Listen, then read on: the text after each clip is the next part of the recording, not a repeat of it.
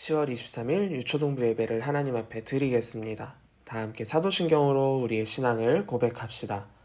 전능하사 천지를 만드신 하나님 아버지를 내가 믿사오며 그 외아들 우리 주 예수 그리스도를 믿사오니 이는 성령으로 잉태하사 동정녀 마리아에게 나시고 본디오 빌라도에게 고난을 받으사 십자가에 못 박혀 죽으시고 장사한 지 사흘 만에 죽은 자 가운데서 다시 살아나시며 하늘에 오르사 전능하신 하나님 우편에 앉아 계시다가 저리로서 산 자와 죽은 자를 심판하러 오시리라. 성령을 믿사오며 거룩한 공회와 성도가 서로 교통하는 것과 죄를 사하여 주시는 것과 몸이 다시 사는 것과 영원히 사는 것을 믿사옵나이다. 아멘. 오늘도 하나님께 기쁨으로 찬양하며 영광 올려드리겠습니다.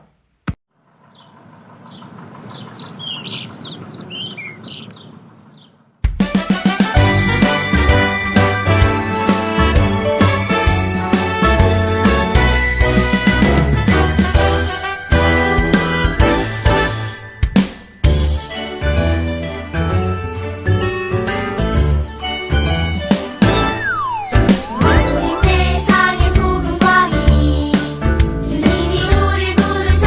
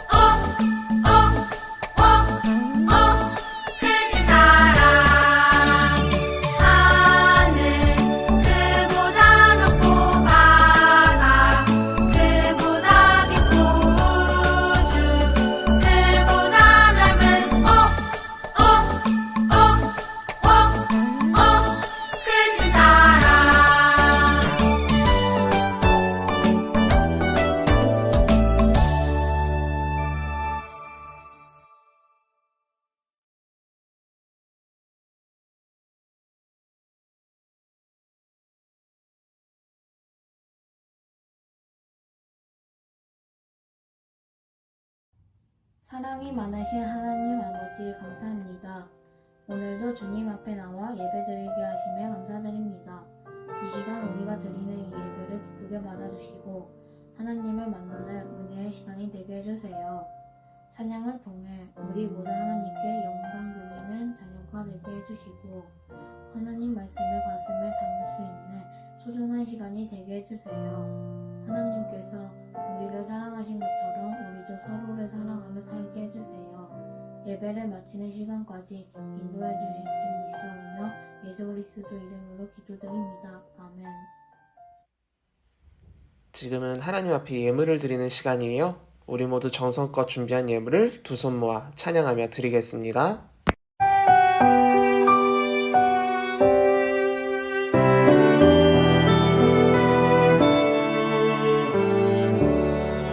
나의 가장 큰 기쁨 나의 하나님 내가 가진 것은 다 하나님이 주셨어요.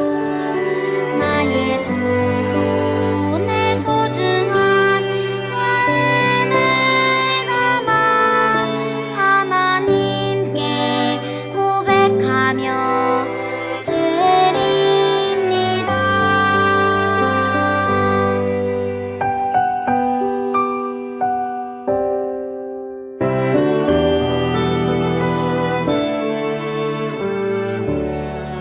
나의 가장 큰 기쁨 나의 하나님 내가 가진 것은 다 하나님이 주셨어요. 나의 두 손에 소중한 마음을 담아 하나님께 고백하며 드립니다.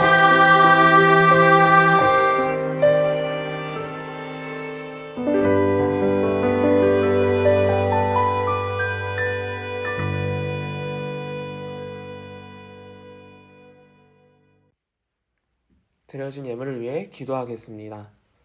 사랑의 하나님 감사합니다. 오늘도 하나님께서 사랑하시는 우리 유초동부 친구들 주님 앞에 나와 예배드립니다. 예배드리는 가운데에 하나님께 감사한 마음을 담아 예물 정성껏 드렸습니다. 이 예물 기쁘게 받아주시고 하나님께서 우리 친구들에게 부족함 없도록 언제나 은혜와 축복과 복을 더해 주세요.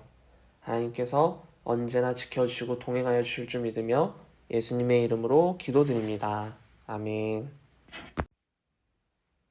오늘 하나님께서 우리에게 주신 말씀은 신약성경 빌립보서 1장 12절에서 18절까지의 말씀이에요. 한 절씩 교독하고 마지막은 함께 읽겠습니다. 형제들아, 내가 당한 일이 도리어 복음 전파의 진전이 된 줄을 너희가 알기를 원하노라.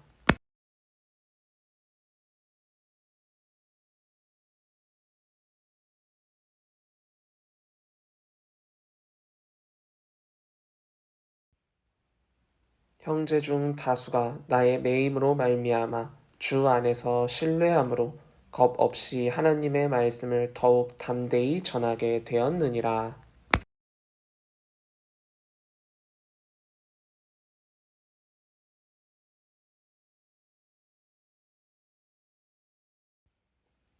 이들은 내가 복음을 변증하기 위하여 세우심을 받은 줄 알고 사랑으로 하나.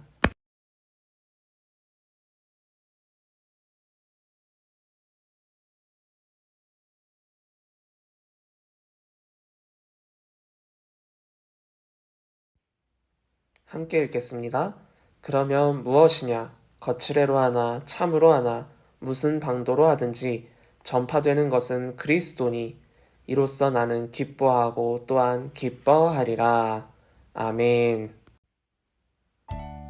지난주 우리는 지혜가 있는 자녀라는 제목으로 말씀을 나눴어요. 지난주 성경에서 말하는 지혜란 무엇이었나요? 여러분은 어리석은 사람이 되지 말고 주님의 뜻이 무엇인지 이해하십시오. 아멘.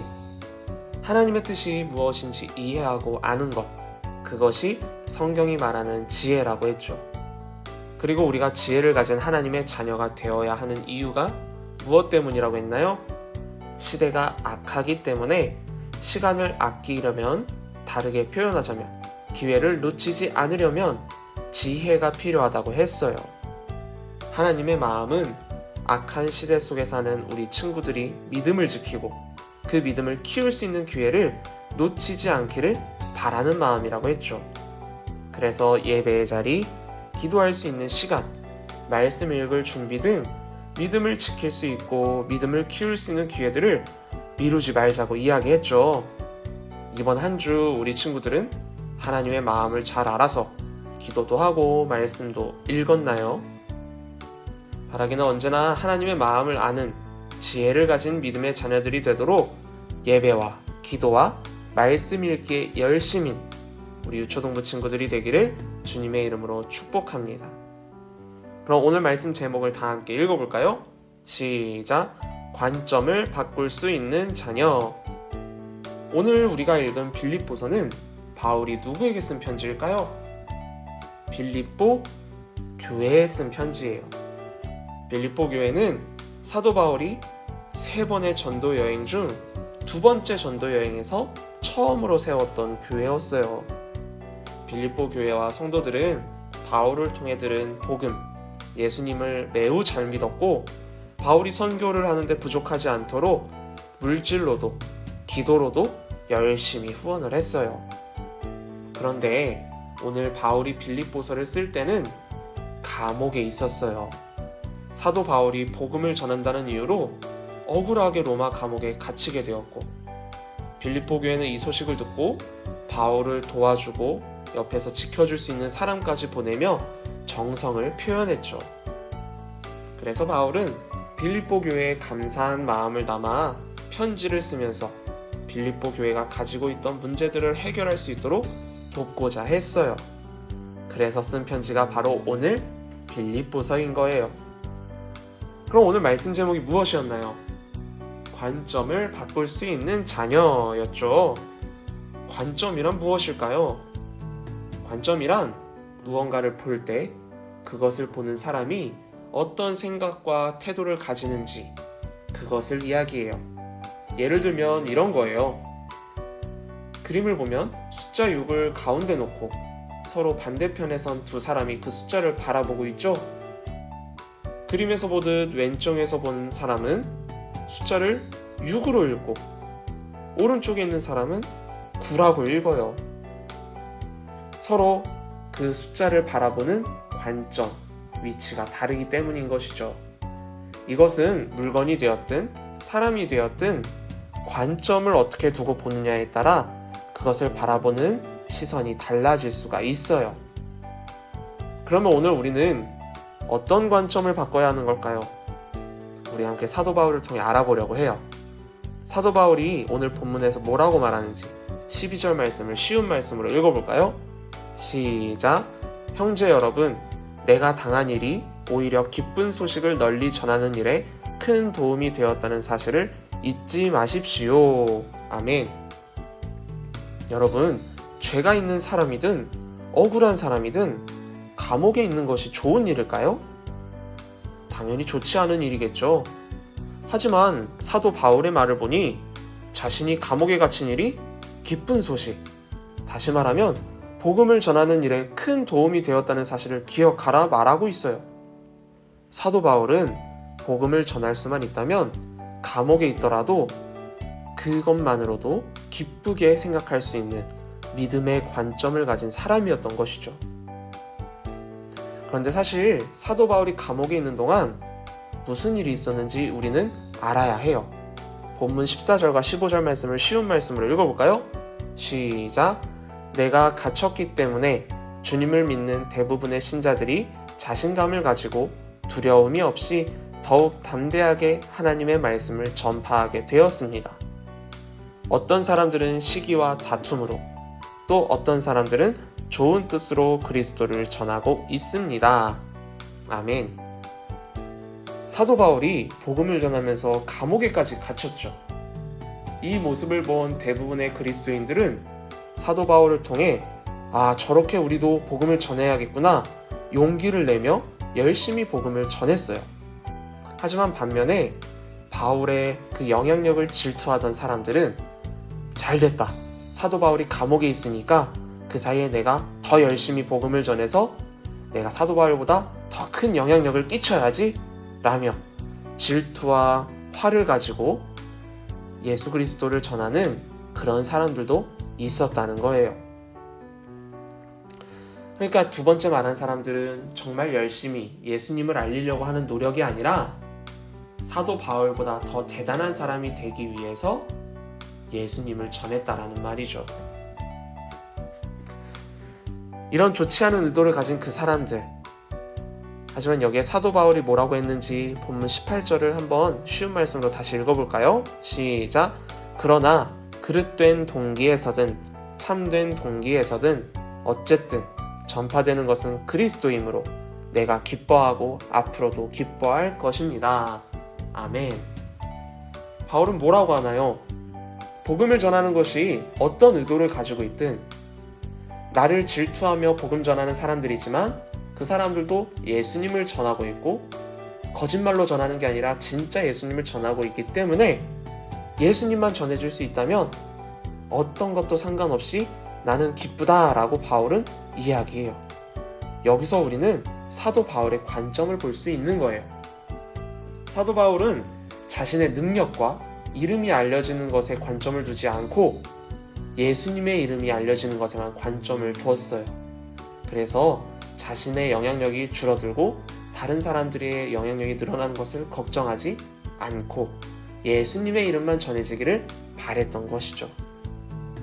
그래서 바울은 기뻐할 수 있었던 거예요. 만약 바울이 그 사람들을 질투하는 마음이 있었고 자신의 이름을 알리기 원했다면 기뻐할 수는 없었겠죠. 바라기는 우리 유초동부 친구들이 사도 바울처럼 관점을 하나님께로 바꿀 수 있기를 소망합니다. 우리의 관점이 하나님의 영광을 위하여 바뀐다면 우리의 삶은 새롭게 바뀌게 돼요.